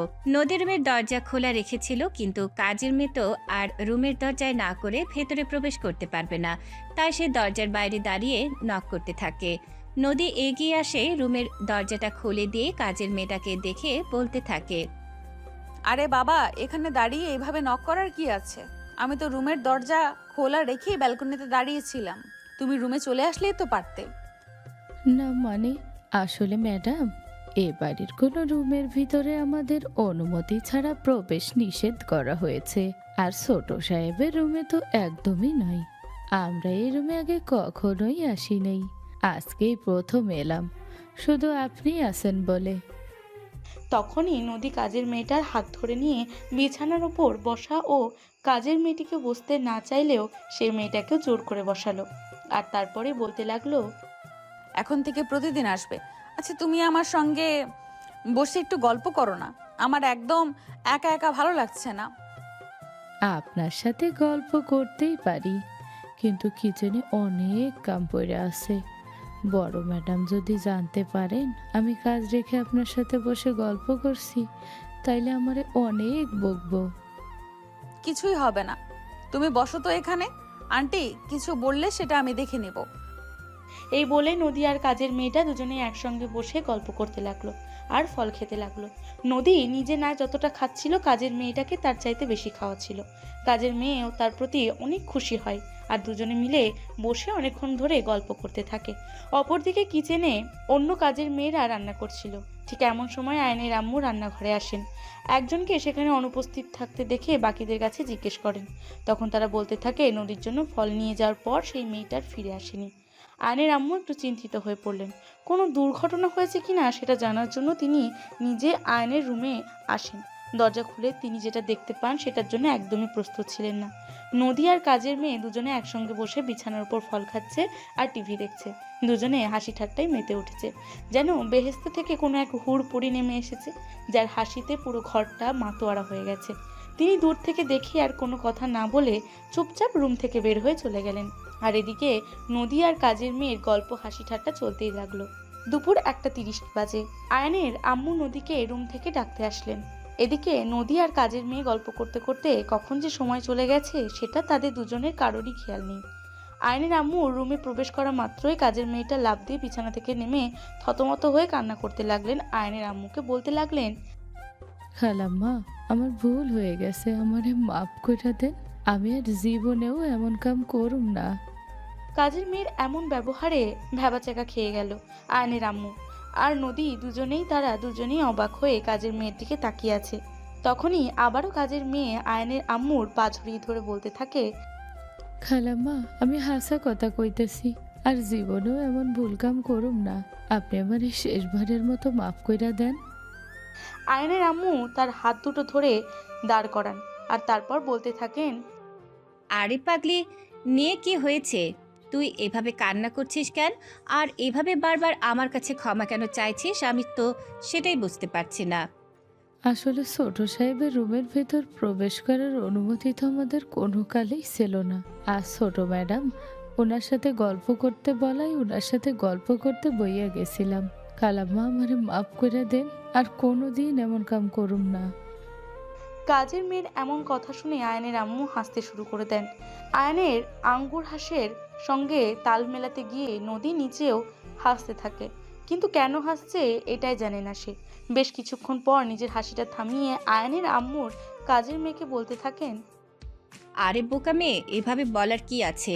আমি তো তোর কাজে আরও অনেক বেশি খুশি হয়েছি। মেয়েটা এই বাড়িতে আসার পর থেকে মনমরা হয়েছিল, তোর সঙ্গে বসে কি হাসি খুশিতে মেতেছিল। আমার তো দেখতে ভীষণ ভালো লাগছিল। আয়নের আম্মুর কথা শুনে ভীষণ রকম চমকে যায় কাজের মেয়েটা। সে কোনোদিন ভাবতেও পারেনি আয়নের আম্মু তার সঙ্গে এত ভালো আচরণ করবে। সে তখনই নিজের চোখের জল মুছে নিয়ে মুখে হাসি এনে আয়নের আম্মুকে বলতে থাকে, আপনি হাসা কথা কইতেছেন খালাম্মা? আপনি আমার উপর একটুও রাইগা নাই? আয়নের আম্মু তখন কাজের মেয়েটার মা, তাই হাত রেখে বলতে লাগলেন, হরে বোকা মেয়ে, আমি তোর ওপর একটু রেগে নাই, বরঞ্চ আমি তোর কাজে অনেক বেশি খুশি হয়েছি বলতে পারিস। আপনারে যে কি কই ধন্যবাদ দিব এটা জানা নাই আমার খালাম্মা। আপনি সত্যিই অনেক ভালো মানুষ। এই বলে চোখের 2 ফোঁটা পানি ছেড়ে দিয়ে রুম থেকে বের হয়ে গেল। কাজের মেয়েটা তখনই আয়নের আম্মু নদীর হাত দুটো ধরে তাকে বলতে লাগলেন, আমার এই পিচ্চি মেয়েটার এখনো খেলার বয়স, সেটা তো আমি বুঝতেই পারিনি। তবে কোনো চিন্তা করো না, ওকে আমি তোমার সঙ্গে খেলাধুলা করা আর তোমাকে সময় দেওয়ার জন্যই রেখে দেব। আজ থেকে ও সারাদিন তোমার সঙ্গেই থাকবে। আপনি সত্যি কথাই বলেছেন আন্টি, ও সারাদিন আমার সঙ্গেই থাকবে। আমি একদম সত্য কথা বলতেছি। ও সারাদিন এখন থেকে তোমার সঙ্গেই থাকবে, তোমার সঙ্গে গল্প করবে, খেলাধুলা করবে, সময় কাটাবে। তখনই নদী আয়নের আম্মুকে জড়িয়ে ধরে বলতে থাকে, ধন্যবাদ আন্টি, আপনাকে অশেষ ধন্যবাদ। সত্যি আপনার মতো মানুষ হয় না। আপনি সত্যি এক অসাধারণ মনের মানুষ। হয়েছে পাকনি বুড়ি, আর কথা বলতে হবে না। দুপুরে খাবারের সময় হয়েছে, অনেকক্ষণ আগে, চলো এখন খাবার খাবে। এই বলে তিনি নদীকে আর কোনো কথা বলার সুযোগ না দিয়ে নদীকে নিয়ে তিনি চলে আসলেন। ডাইনিং টেবিলে কাজের মেয়েরা অনেকক্ষণ আগে খাবার সাজিয়ে রেখেছে। তাদের জন্য আয়নের আম্মু নদীকে নিয়ে খাবার টেবিলে বসে পড়ল খাবার খাওয়ার জন্য। তখনই হঠাৎ করেই নদী আয়নের আম্মুকে বলে, আন্টি, আপনার ছেলে খাবার খাবে না, সে তো এখনো বাসায় আসেনি। কথাটা শুনে মনে মনে একটু মুচকি হাসলেন আয়নের আম্মু। আর তারপরে তিনি নদীকে বলতে লাগলেন, না রে পাগলি মেয়ে, আমার ছেলে এখন বাসায় আসবে না। সে এখন অফিসের কাজে ব্যস্ত আছে। অফিসেই দুপুরের খাবার খেয়ে নেবে। হোটেল থেকে খাবার অর্ডার করে প্রতিদিনই দুপুরের খাবার অফিসে খেয়ে নেয়। আরে আন্টি, এটা আপনি কেমন ধরনের কথা বলতেছেন? বাসায় এত মজার খাবার রান্না হয় আর উনি হোটেলের খাবার খান? এখন থেকে আর এটা একদমই হতে দেওয়া যাবে না। আপনি একটা টিফিন বক্সে ওনার জন্য খাবার সাজিয়ে দিন, আমি নিজে গিয়ে দিয়ে আসবো ওনার খাবার। শুধু অ্যাড্রেসটা আমায় দিয়ে দিন। আরে পাগলি মেয়ে, বললাম তো তোমাকে কষ্ট করে অফিসে যেতে হবে না। সে নিজেই হোটেল থেকে খাবার অর্ডার করে দুপুরের খাবার খেয়ে নেয়। তুমি এখন নিজের খাবারটা খেয়ে নাও তো। কিন্তু নদীও নাছোড়বান্দা। আয়নের আম্মুর কোনো কথাই শুনল না। সে আয়নের জন্য খাবার বেড়ে নিয়ে যাবে, যাবে। তাই অবশেষে আয়নের আম্মু বাধ্য হয়ে আয়নের জন্য খাবার প্যাকেট করে নদীর হাতে তুলে দিল। আর তারপর ড্রাইভারকে বলে দিল নদীকে নিয়ে অফিসে চলে যাওয়ার জন্য। নদী বাসা থেকে বের হওয়া মাত্রই তিনি আবারও আয়ানকে ফোন করে বলে দিলেন নদী অফিসে যাচ্ছে। এই ব্যাপারটা প্রায় 20 মিনিট মতো সময় লাগলো অফিস এসে পৌঁছাতে। ড্রাইভার বিশাল বড় একটা বিল্ডিং এর সামনে গাড়িটা দাঁড় করালেন। আর তখনই নদী ড্রাইভারকে বলতে লাগলো, এত বড় অফিসে কাজ করেন উনি? হ্যাঁ ম্যাডাম, এই অফিসটাই আপনাদের। পুরো অফিসটাই ছোট সাহেব চালান। কি বলছেন আপনি? উনি একা মানুষ, এত বড় অফিস কিভাবে সামলান? ম্যাডাম, এসব তো আর আমি জানি না। বড় লোকদের বড় বড় কাজকাম, আমরা ছোট মানুষ, অত সব আদার ব্যাপারী হয়ে জাহাজের খবর আমরা রাখি না। বাই দ্য ওয়ে, আপনি ভিতরে যান। আচ্ছা ঠিক আছে, কোনো সমস্যা নেই, আপনি এখানেই অপেক্ষা করুন। এই বলে নদী গাড়ি থেকে নেমে অফিসের ভেতর ঢুকে গেল। অফিসটা ভীষণ সুন্দর পরিপাটি করে সাজানো গোছানো, থেকে মনে হয় যেন এটা অফিস নয়, কোনো একটা গেস্ট হাউস। নদী ধীর পায়ে সামনের দিকে এগিয়ে গেল। তখনই একটা মেয়ে এসে নদীর পথ আটকে দাঁড়ালো। দেখতে খুবই স্মার্ট। মেয়েটা নদীর সামনে দাঁড়িয়ে বলতে লাগলো, ম্যাডাম, আমি যদি ভুল করে না থাকি তাহলে আপনি আমাদের স্যারের ওয়াইফ। হ্যাঁ, কিন্তু আপনি কে? আপনাকে তো চিনতে পারলাম না। ম্যাডাম, আমাকে আপনি চিনবেন না, আমি স্যারের পার্সোনাল অ্যাসিস্ট্যান্ট। স্যার আমাকে একটু আগেই বলল আপনি অফিসে এসেছেন স্যারের জন্য দুপুরের খাবার নিয়ে, তাই আমি আপনাকে রিসিভ করতে আসলাম। আপনি আমার সঙ্গে চলুন, আমি আপনাকে স্যারের কেবিনে নিয়ে যাচ্ছি। ও আচ্ছা, এই ব্যাপার। এটা আপনি আমাকে আগে বলবেন তো। ঠিক আছে, চলুন তাহলে। এই বলে নদী মেয়েটির সঙ্গে সামনের দিকে এগিয়ে যেতে লাগলো। মেয়েটা একটু সামনে গিয়ে লিফটে উঠে গেল, তারপর 6th ফ্লোরে এসে আয়ানের কেবিনটা দেখিয়ে দিল। আয়ান তখনও নিজের কাজ করছিল, কাজ শেষ করতে পারেনি, তাই নদী কেবিনের দরজার সামনে দাঁড়িয়ে বলতে লাগলো। ভেতরে আসতে পারি? আয়ান কণ্ঠস্বর শুনে বুঝতে পারলো নদী চলে এসেছে। তখনই আয়ান নদীর দিকে তাকিয়ে বলতে লাগলো। আরে ম্যাডাম, এই অফিসটা পুরোটাই তো আপনার। এখানে আপনার অনুমতি নিয়ে প্রবেশ করার কি আছে বলুন শুনি। এই যে আপনি একজন, আমাকে দিয়ে মজা করবেন না। এই অফিসের একমাত্র মালিক আপনি, সেখানে অফিসটা আমার হবে কিভাবে বলেন শুনি? ও আচ্ছা, তাই বুঝি। শোনো, হ্যাঁ এটা ঠিক আছে যে কাগজে কলমে এখনও এই অফিসটার একমাত্র মালিক আমি, কিন্তু তুমি আমার বিয়ে করা বউ। আমার পরে আমার সমস্ত সম্পত্তির একমাত্র উত্তরাধিকারী হলে তুমি। তাহলে বলো এখন এই অফিসটা কার? না, আমার অত সব কিছু চাই না। আমি অত সব চিন্তা ভাবনা মাথায় নিয়ে চলাচল করতে পারবো না। আমি আমার মতো ফ্রিডম নিয়ে চলতে চাই। আমি এভাবেই ভালো আছি, খাওয়া দাওয়া, ঘুম, বিন্দাস লাইফ। ও আচ্ছা, তাই বুঝি। তাতেও কোনো সমস্যা নেই আমার। তোমার যেভাবে ইচ্ছে হয় তুমি সেভাবেই থাকতে পারো। আমি কখনোই তোমার লাইফে বিন্দুমাত্র প্রবলেম ক্রিয়েট করব না। তোমার যা ভালো লাগবে তুমি তাই করবে। বলতো এই নদীর টিফিন বক্সটা আয়নের টেবিলের ওপর তুলে রাখলো, আর তারপর আয়নকে বলতে লাগলো। এই নিন, আপনার জন্য খাবারটা নিয়ে এসেছি। শুনলাম আপনি নাকি দুপুরবেলা বাইরের খাবার খান। এখন থেকে আর বাইরের খাবার খাবেন না। আমি প্রতিদিন আপনার জন্য দুপুরের খাবার নিয়ে আসব। কিন্তু আমি তো দুপুরে বাইরের খাবারই খেয়ে নিতে পারি।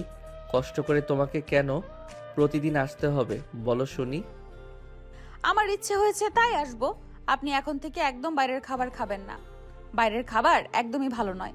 অতিরিক্ত তেল মশলাযুক্ত খাবারগুলো খেলে আপনি অসুস্থ হয়ে পড়বেন, আর আমি থাকতে আপনি অসুস্থ হয়ে পড়বেন, এটা আমার একদমই ভালো লাগবে না। তখনই আয়ান একটু মুচকি হাসি দিয়ে নদীকে বলতে লাগলো। আচ্ছা মহারানী, ঠিক আছে, কোনো সমস্যা নেই। আপনি যেমনটা বলবেন আমি সেরকম ট্রাই করব। তো আপনি দুপুরের খাবার খেয়েছেন তো, নাকি না খেয়ে চলে এসেছেন? তখনই নদীর হাস্যজ্জ্বল মুখটা মুহূর্তের মধ্যেই কালো হয়ে গেল। সে মাথাটা নিচু করে নিচের দিকে তাকিয়ে রইল। আয়ান খুব ভালোভাবে বুঝতে পারলো নদী নিজের খাবার না খেয়ে অফিসে চলে এসেছে। তাই আয়ান নিজের চেয়ার থেকে উঠে আসলো, আর তারপরে নদী হাতটা ধরে তার টেবিলের পাশে ছোট্ট একটা রুম আছে যেখানে কাজের ফাঁকে সে বিশ্রাম নেয়। ওই রুমে নিজের প্রয়োজনীয় সব কিছুই রয়েছে। আয়ান নদীকে নিয়ে সেখানে সোফায় বসালো, আর তারপরেই তার অ্যাসিস্ট্যান্টকে ডাকতে লাগলো। মিস রূপা, আপনি একবার এদিকে আসুন। হ্যাঁ স্যার, বলুন আমি আপনাকে কিভাবে সাহায্য করতে পারি। শুনলাম ম্যাডাম আপনার জন্য খাবার নিয়ে এসেছে। আপনি কি খাবারটা নিজের হাতে খেতে পারবেন নাকি আমাকে খাইয়ে দিতে হবে? আরে না, সেরকম কোনো ব্যাপার নয়। প্রতিদিন তো আমি বাইরে থেকে খাবার খেয়ে আসি, তাই এই রুমে খাবারের পানি এবং প্লেট কোনোটাই নেই। আপনি প্লিজ তাড়াতাড়ি ব্যবস্থা করুন। ঠিক আছে স্যার, কোনো সমস্যা নেই, আমি 1 মিনিটের মধ্যে নিয়ে আসছি। কিছুক্ষণ পরে অ্যাসিস্ট্যান্ট পানি আর খাবারের প্লেট নিয়ে চলে আসলো, আর তারপরে আবারও মেয়েটার উদ্দেশ্য করে বলতে লাগলো। স্যার, আমি কি আপনার হাতটা ধুয়ে দিব? না, সেটার কোনো প্রয়োজন নেই। আপনি এখন আসতে পারেন। কেন স্যার? আমি তো প্রতিদিন আপনি যখন দুপুরের খাবার খান আপনার পাশেই বসে থাকি। তাহলে আজকে প্রবলেম, আপনার বউ এখানে এসেছে বলে আপনি আজ আমার সামনে বসে খেতে পারবেন না? সবগুলো কথা এতক্ষণ ধরে চুপচাপ শুনে যাচ্ছিল নদী, এসে কোনো উত্তরই দিচ্ছে না। আর তখনই আয়ান খুব ভালোভাবে বুঝতে পারলো তার অ্যাসিস্ট্যান্ট মেয়েটা কেন এরকম কথাগুলো বলেছে। তাই সে একটু ক্ষিপ্ত হয়েই এই মেয়েটাকে বলতে লাগলো। আই সে জাস্ট লিভ নাও। আমি এখানে আপনাকে আর এক মুহূর্ত দেখতে চাইছি না। বুঝতে পেরেছি স্যার। ম্যাডাম এখানে আছে তো, তাই আপনি আমাকে সহ্য করতে পারছেন না। ম্যাডাম যখন এখান থেকে চলে যাবে তখন তো ঠিকই আপনি আমার সঙ্গে হেসে হেসে ভালোভাবে কথা বলবেন। বাই দ্য ওয়ে, আমি চলে যাচ্ছি। ম্যাডাম চলে যাওয়ার পর আমাকে ডাক দিবেন, আমি ঠিক চলে আসবো। আমি তো আপনার মুড বুঝতে পারি। এই বলে নিজে নিজে একটা শয়তানি মার্কা হাসি দিয়ে কেবিন থেকে বের হয়ে গেল। অ্যাসিস্ট্যান্ট মেয়েটা ততক্ষণ ধরে নদী চুপচাপ থাকলেও এখন আর সে চুপ থাকলো না।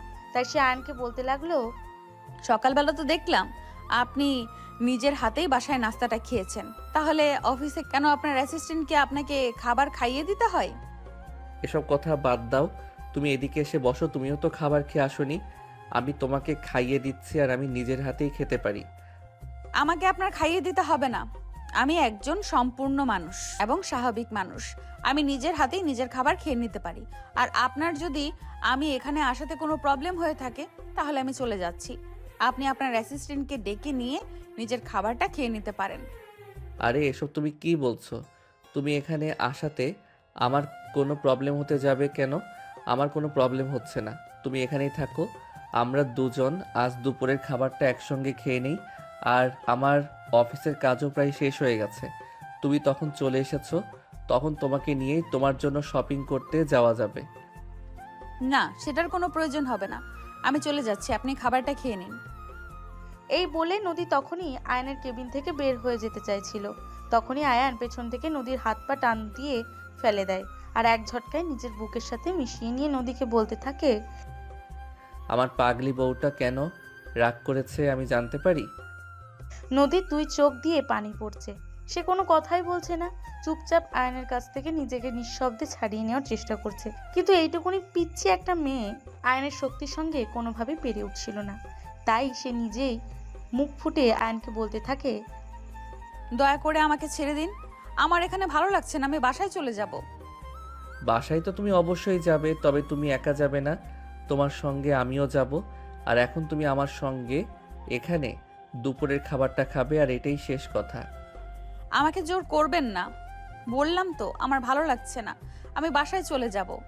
আর এদিকে আপনার অ্যাসিস্ট্যান্ট তো বলেই গেল আমি চলে যাওয়ার পর তাকে ডেকে নিতে। আপনি তাকে ডেকে নিয়ে দুজনে একসঙ্গে খাবার খেয়ে নিন। আয়ান বুঝতে পারলো সোজা কথায় কাজ হবে না, মেজাজ দেখাতেই হবে।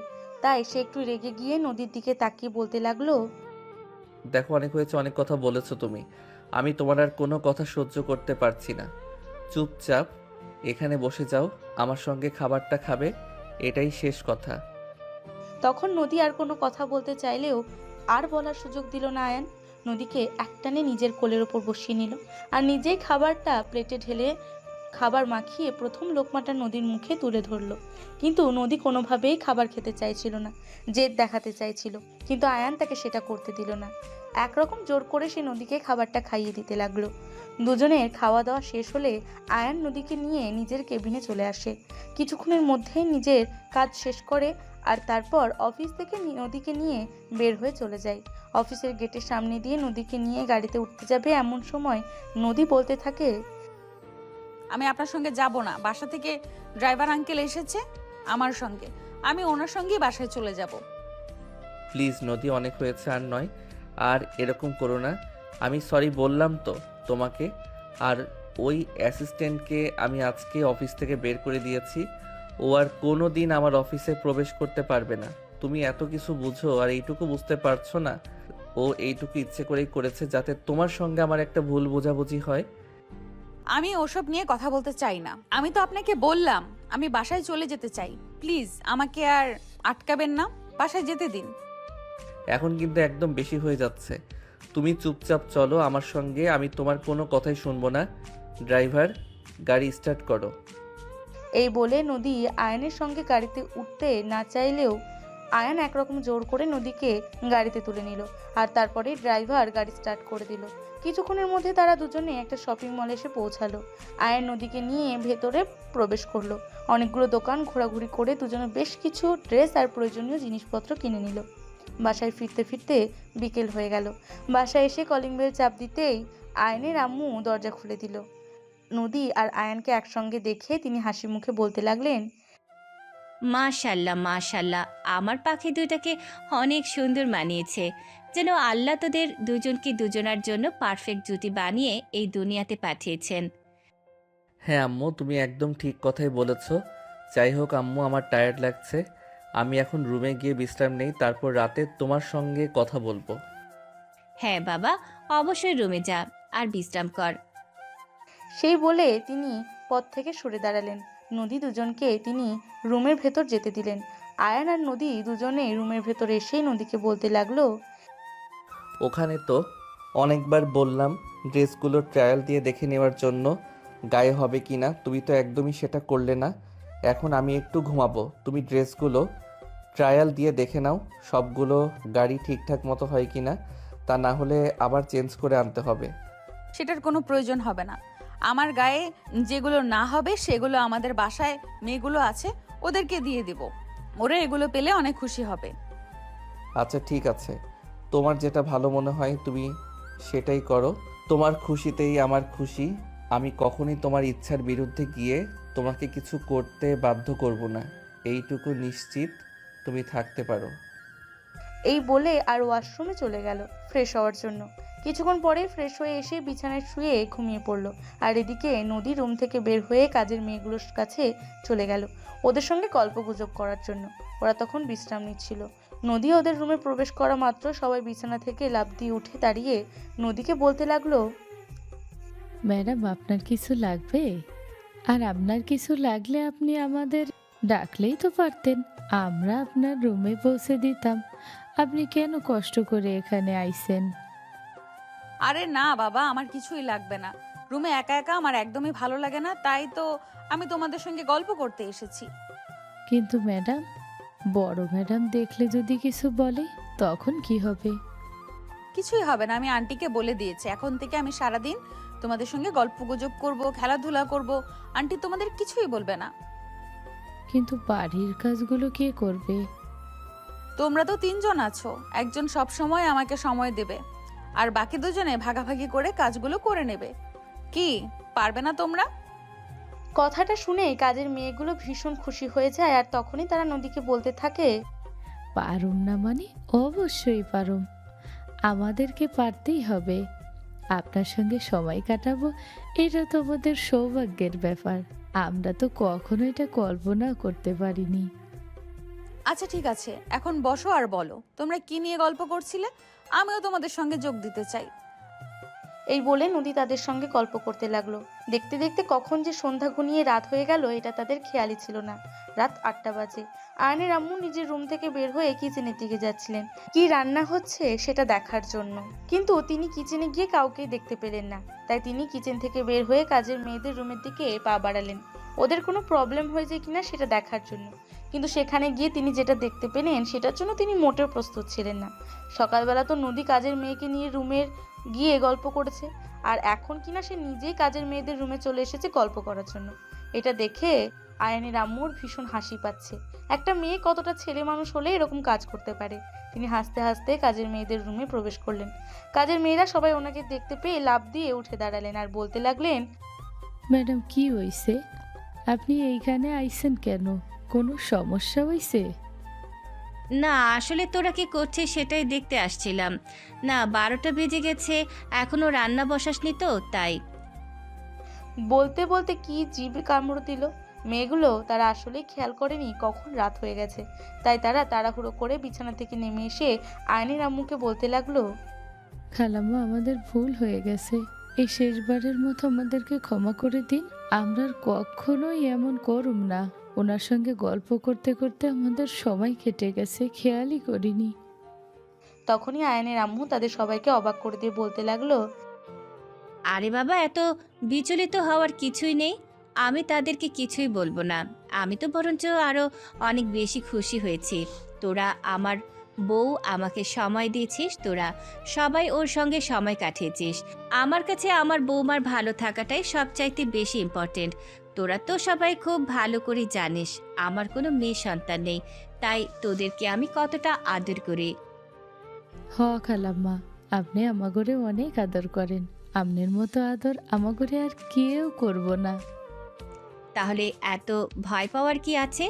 আমি তোদেরকে কিছুই বলবো না। আমি তোদের কাজে হেল্প করার জন্য আরেকজন রাখবো প্রয়োজন হলে। কিন্তু তোরা আমার বৌমাকে সময় দিতে ভুল করিস না। আমার বৌমার ভালো থাকাটাই আমার কাছে সবচেয়ে আগে। এই বলে তিনি হাসি মুখে কাজের মেয়েদের রুম থেকে বের হয়ে আসেন। ওনার পেছন পেছন নদীও কাজের মেয়েদের রুম থেকে বের হয়ে আসলো। তিনি ড্রয়িং রুমে এসে বসলেন, নদীকে ডাক দিয়ে নিজের পাশে নিয়ে বসালেন আর তারপরেই নদীর মাথায় হাত বুলিয়ে দিতে দিতে বলতে লাগলেন, বৌমা, এই বাড়িতে তোমার কোনো অসুবিধা হচ্ছে না তো থাকতে? আরে না আন্টি, এসব আপনি কি বলেন? এখানে তো আমি অনেক ভালো আছি, অনেক ভালো সময় যাচ্ছে আমার এখানে থাকতে। আমার কোনো অসুবিধা হতে যাবে কেন? আয়নের আম্মু কিছুক্ষণ চুপ করে থাকেন। আসলে নদীর এই আন্টি বলা ডাকটা ওনার ঠিক ভালো লাগছিল না। উনি চাইছিলেন নদী ওনাকে আম্মু বলে ডাকুক, কিন্তু তিনি কিভাবে নদীকে সেটা বলবেন সেটাই ভেবে পাচ্ছিলেন না। বেশ কিছুক্ষণ চুপ থাকার পর তিনি মনে মনে ভাবতে লাগলেন, নদীকে এই ব্যাপারটা খুলে না বললেও ও তো বুঝতে পারবে না, তাই ওকে এই ব্যাপারটা খুলে বলা উচিত। তাই তিনি নদীকে বলতে লাগলেন, বৌমা, আমি আসলে তোমাকে একটা কথা বলতে চাই, যদি তুমি কোনো কিছু মনে না করো তো। আরে আন্টি, এটা আবার আপনি কেমন কথা বলছেন? আপনি আমাকে কিছু বললে আমি কিছু মনে করতে যাব কেন? আপনি বলুন না আমাকে কি বলবেন, আমি কিছুই মনে করব না। আসলে বৌমা, আমি চাইছিলাম যে তুমি আমাকে আর আন্টি বলে ডেকো না। এইসব আপনি কি বলছেন? আপনাকে আন্টি বলে ডাকবো না তো কি বলে ডাকবো আমি? তখনই আয়নের আম্মু বলতে থাকেন, না মানে, আসলে বৌমা, আমি চাইছিলাম যে তুমি আমাকে আম্মু বলে ডাকো। আমার তো কোনো মেয়ে সন্তান নেই, মেয়েদের আদর ভালোবাসা কেমন হয় সেটাও আমার জানা নেই। তাই আমি তোমাকে নিজের মেয়ের জায়গাটা দিতে চাই। তুমি কি আমায় আম্মু বলে ডাকবে? কথাটা শুনে নিজের অজান্তে চোখ দিয়ে 2 ফোঁটা পানি গড়িয়ে পড়ল।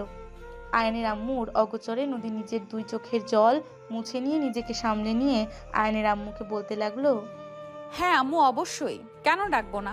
আমার আম্মু মারা যাওয়ার পর থেকে কখনো কাউকে আম্মু ডাকার অনুমতিটুকু পর্যন্ত পাইনি। এখন যেহেতু আপনি নিজের থেকে আমাকে বলছেন আপনাকে আম্মু বলে ডাকতে, তাহলে আমার কোনো আপত্তি কেন থাকবে? তুমি সত্যি বলছো বৌমা? তুমি এখন থেকে আমাকে আম্মু বলে ডাকবে? হ্যাঁ আম্মু, আমি এখন থেকে তোমাকে আম্মু বলেই ডাকবো। তবে তোমাকেও আমাকে একটা কথা দিতে হবে, তুমিও এখন থেকে আমাকে বৌমা বলে ডাকতে পারবে না, আমাকে নাম ধরে মেয়ের মতো করে ডাকবে। আয়নের আম্মু নদীকে নিজের সাথে বুকের সঙ্গে মিশিয়ে নিলেন। আলতো করে তার কপালে একটা চুমু খেয়ে বলতে লাগলেন, অবশ্যই আমার পাগলি মেয়েটা, তোকে আমি নাম ধরেই ডাকবো। আজ থেকে তুই আমার মেয়ে আর আমি তোর মা। ঠিক আছে আম্মু। এই বলে তারা দুজনে সেখানে বসে গল্প করতে লাগলো। আর এদিকে কাজের মেয়েরা রান্না করে রান্নার কাজ করতে লাগলো। আয়ান ঘুম থেকে উঠতে উঠতে রাত 9টা মতো বেজে গেল। ঘুম থেকে উঠে ফ্রেশ হয়ে নিজের কিছু কাজ ছিল সেগুলো করে নিল, আর তারপরে ড্রয়িং রুমে আসলো। ড্রয়িং রুমে এসেই দেখতে পেল তার আম্মু আর নদী দুজনে একসঙ্গে বসে গল্প করছে। সে সিঁড়ি দিয়ে নামতে নামতে তার আম্মুকে উদ্দেশ্য করে বলতে লাগলো, কি ব্যাপার, দুজনে কি নিয়ে গল্প করা হচ্ছে এত? সেসব আমাদের মা মেয়ের সিক্রেট কথা তোকে শুনতে হবে না। তুই আয়, এদিকে এসে বস, তোর সঙ্গে আমার একটু জরুরি কথা আছে। আচ্ছা ঠিক আছে, বলো কি বলবে। এই বলে মায়ের অন্য পাশে বসে গেল আয়ান। আর তারপরে কাজের মেয়েটাকে ডাক দিয়ে তার জন্য একটা কফি বানিয়ে নিয়ে আসতে বলল। কিছুক্ষণের মধ্যেই কাজের মেয়ে আয়ানকে কফি বানিয়ে দিয়ে গেল। আর এইদিকে আয়নের আম্মু আয়ানকে বলতে লাগলো, আমি একটা সিদ্ধান্ত নিয়েছি, জানি না তুই কি বলবি, কিন্তু আমার মনে হয় এটা তোকে জানানো উচিত। আম্মু, তুমি এভাবে কেন বলছো? আমি কখনো তোমার কোনো সিদ্ধান্তকে অসম্মান করেছি এমনটা কি হয়েছে? না, যদিও কখনো সেরকমটা হয়নি, কিন্তু তারপরেও আমার মনে হয় যে তোর কাছ থেকে পারমিশন নিয়ে তবে কথাটা বলা উচিত, তাই আর কি। হয়েছে, এসব প্যাচাল বাদ দাও, কি বলবে বলে ফেলো সরাসরি। অতঃপর আয়ানের আম্মু আয়ানকে সবকিছু বলতে লাগলেন। নদী ক্লাস 5 পর্যন্ত পড়াশোনা করেছিল, তারপর চাচা চাচির সংসারে তার আর পড়াশোনা করা হয়ে ওঠেনি।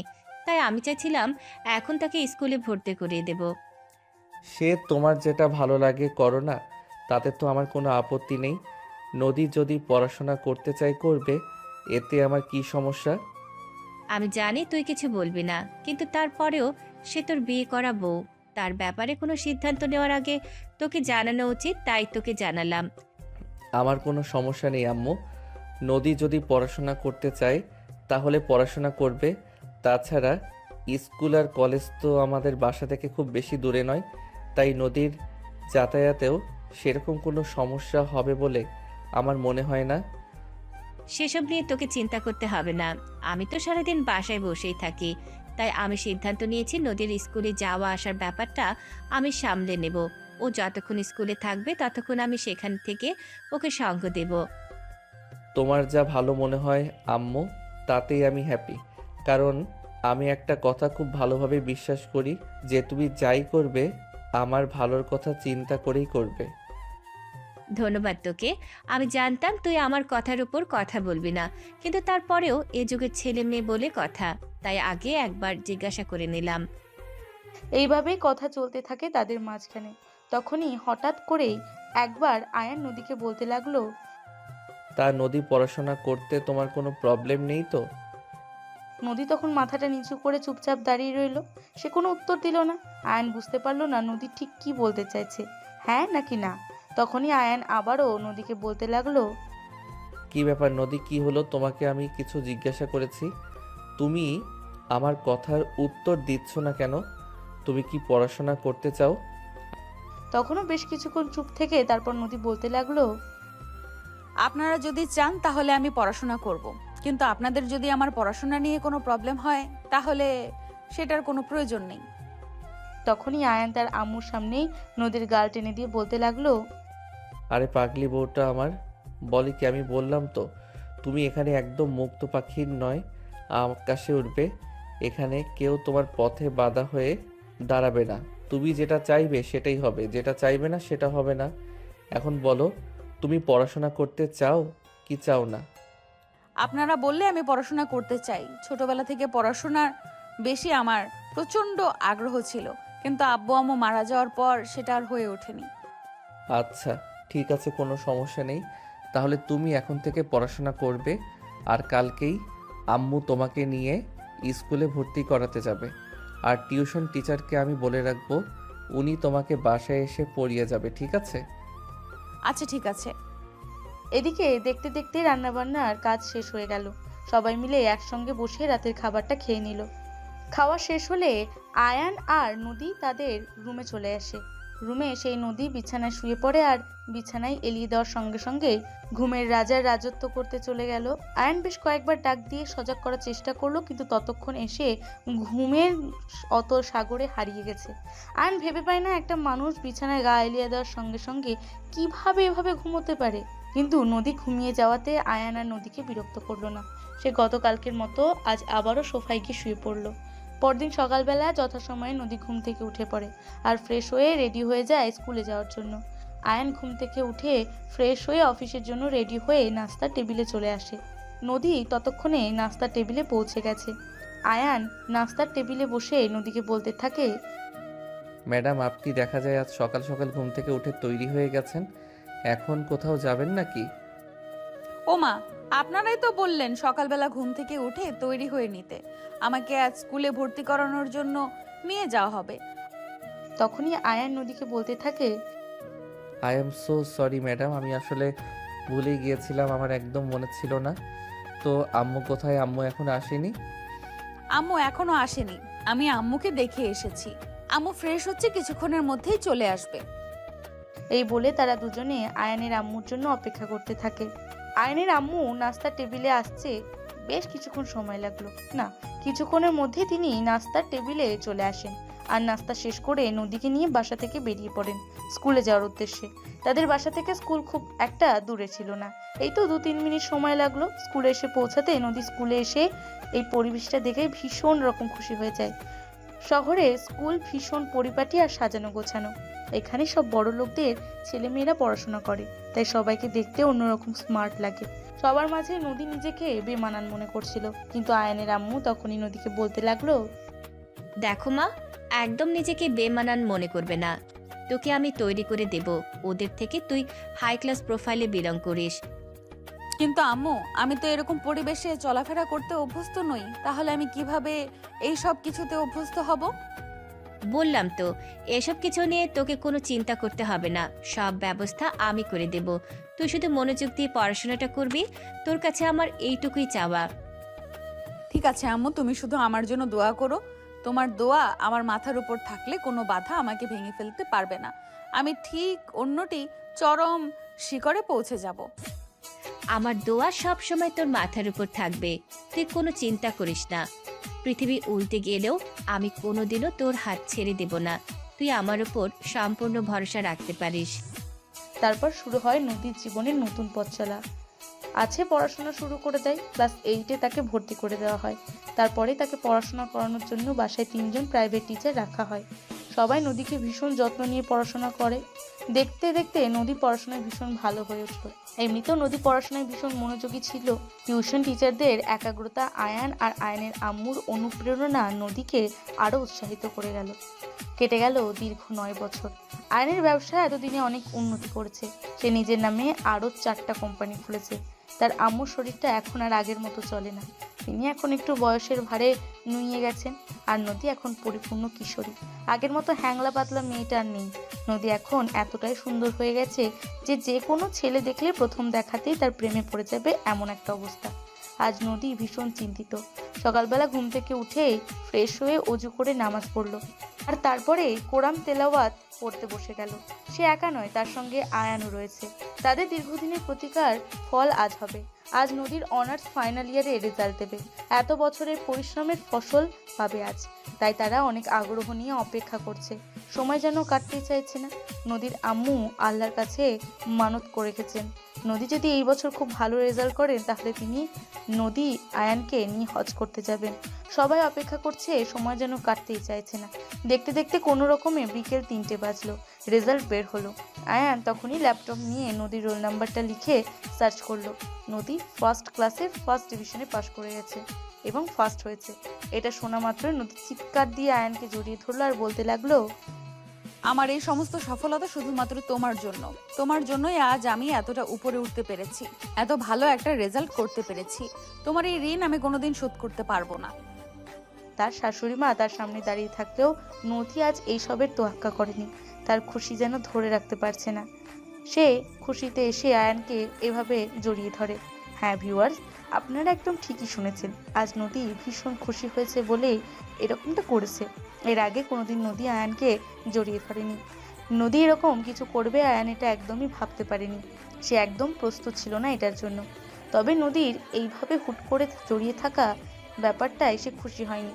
ব্যাপারটা সেরকম নয়, তবে একটু অপ্রস্তুত হয়ে পড়েছে। কিন্তু মুহূর্তের মধ্যেই পরিস্থিতি সামাল দিতে আয়নের আম্মু এক মুহূর্ত দেরি না করে সেখান থেকে সরে গেলেন। আর তখনই আয়ান নদীকে শক্ত করে নিজের বুকের সঙ্গে জড়িয়ে ধরে বলতে লাগলো, সত্যি আজ আমি তোমার উপর অনেক খুশি হয়েছি। আমি জানতাম তুমি ভালো রেজাল্ট করবে, কিন্তু এতটা ভালো রেজাল্ট করবে এটা আমি কোনোদিন ভাবতেও পারিনি। পুরো বাংলাদেশ সবচাইতে হায়েস্ট মার্ক পেয়েছো তুমি। সত্যি আমি তো কোনোদিনও কল্পনাও করতে পারিনি। তুমি আর আম্মু যদি আমাকে সাহস না দিতে তাহলে আমি কখনোই এত ভালো রেজাল্ট করতে পারতাম না। এর পুরো ক্রেডিটটাই তোমাদের। বলো, এর বিনিময়ে আমার কাছে কি চাও? যা চাইবে আমি তাই দেব। ভেবে বলছো তো? পরে কিন্তু আবার না করতে পারবে না। আমি কিন্তু সত্যি চেয়ে বসবো। আমার এই খুশির দিনে তুমি আমার কাছে যা চাইবে আমি তোমাকে তাই দিব। আমি তোমাকে কথা দিলাম তো, আমি তোমাকে ফেরাবো না। বলো কি চাও আমার কাছে? নদী এই কথা শুনে বেশ কিছুক্ষণ চুপ করে রইল। আয়ান তারপরে নদীকে বলতে লাগলো, আমি চাই আমাদের এই সংসারে ছোট্ট একটা নদী আসুক, পারবে এনে দিতে?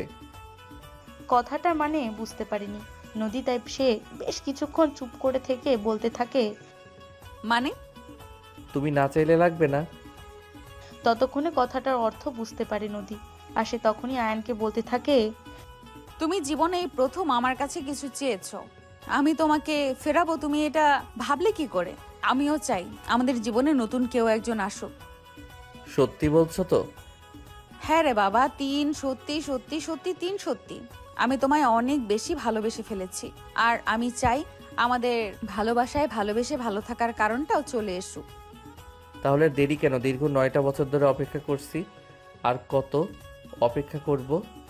আর অপেক্ষা করতে হবে না, তুমি তোমার ভালোবাসা এখনই পেয়ে যাবে। এই বলে তখনই নদী রুমের দরজাটা বন্ধ করে দিল। আরে ভিউয়ার্স, আপনারা এখনো কি করছেন? তারা তাদের দীর্ঘ 9 বছর প্রতীক্ষার ফল ভোগ করতে যাচ্ছে। সেখানে আপনার আমার থাকাটা শোভনীয় নয়। তো ভিউয়ার্স, চলুন আজকে মতো এখান থেকে বিদায় নিই। আবারও দেখা করব নতুন কোনো ভালোবাসার গল্পে এসে। এই পর্যন্ত সবাই অপেক্ষায় থাকুন। গল্পটি কেমন লেগেছে ছোট্ট একটা কমেন্ট করে জানাবেন। ভালো লাগলে লাইক, কমেন্ট অ্যান্ড শেয়ার করে পাশেই থাকবেন। নিত্য নতুন এরকম ভালোবাসার গল্প পেতে আমাদের চ্যানেলটিকে সাবস্ক্রাইব করবেন।